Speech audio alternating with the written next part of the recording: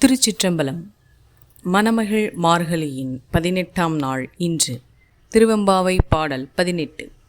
அண்ணாமலையான் அடிக்கமலம் சென்றிறைஞ்சும் விண்ணோர் மூடியின் மணித்தொகை வீரற்றார் போல் கண்ணார் இரவி கதிர்வந்து கார்கரப்ப தன்னார் ஒளி மழுங்கி தாரகைகள் தாமகல பெண்ணாகி ஆணாய் அலியாய் பிறங்கொழி சேர் விண்ணாகி மண்ணாகி இத்தனையும் வேறாகி கண்ணாரமூதமுமாய்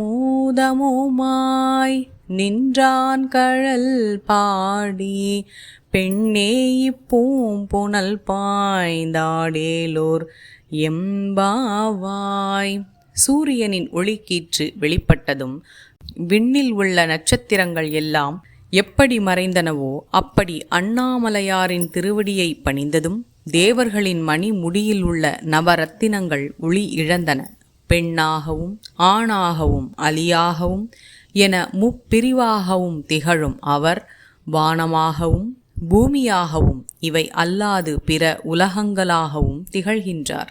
கண்ணுக்கு இனிய அமுதம் போல் தோன்றும் அவரது சிலம்பணிந்த திருவடிகளை புகழ்ந்து பாடி பூக்கள் மிதக்கும் இந்த குளத்தில் பாய்ந்து நீராடுங்கள். ஆண் இனம் பெண் இனம் நீங்களாக அலி என்ற இனம் ஒன்று இருக்கிறது. இறைப்படைப்பின் அதிசயம் அது. அதனால்தான் அவர்களை திருநங்கை என்று பெயர் சூட்டி அவர்களை கௌரவித்துள்ளோம். இறைப்படைப்பில் எதுவுமே கேலிக்குரியது அல்ல, எல்லாம் அவனின் செயல்தான். இறைவனே அலியாக இருக்கும்போது மனித படைப்பில் இருந்தால் என்ன? எல்லா உயிர்களையும் பரம்பொருளாக காண வேண்டும் என்பது இந்த பாடலின் உட்கருத்து. திருச்சிற்றம்பலம்.